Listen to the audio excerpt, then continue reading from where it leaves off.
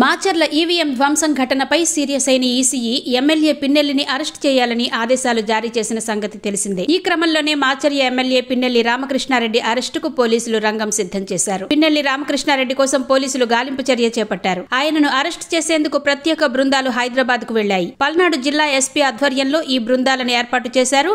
AP పోలీసులు, Telangana special task force పోలీసులు ఈ గాలింపు చర్యల్లో పాల్గొంటున్నారు. సంగారెడ్డి జిల్లా కంది వద్ద పిన్నెల్లి కారును స్వాధీనం చేసుకున్న పోలీసులు అందులోని డ్రైవర్ ను అదుపులోకి తీసుకున్నారు. మొత్తం 3 చట్టాల పరిధిలో 10 సెక్షన్లతో పిన్నెల్లి మీద కేసులు నమోదు చేశారు. ఐపీసీ, ఆర్పీ, పీడీపీపీ చట్టాల పరిధిలో సెక్షన్ల నమోదు చేశారు పోలీసులు. ఐపీసీ కింద 143, 147, 448, 427, 353, 452, 120 బి సెక్షన్లతో కేసు నమోదు చేయగా పీడీపీపీ చట్టం కింద మరో కేసు నమోదైంది. ఆర్పీ యాక్ట్ కింద 131, 135 సెక్షన్లను నమోదు చేశారు. ఈ నెల 20వ తేదీనే పిన్నెల్లిపై పోలీసులు కేసు నమోదు చేశారు. ఎమ్మెల్యే పిన్నెల్లి రామకృష్ణారెడ్డి విదేశాలకు పారిపోయేందుకు ప్రయత్నిస్తున్నట్టు పోలీసులు అనుమానిస్తున్నారు. దీంతో అన్ని ఎయిర్పోర్ట్లను ఏపీ పోలీసులు అప్రమత్తం చేశారు.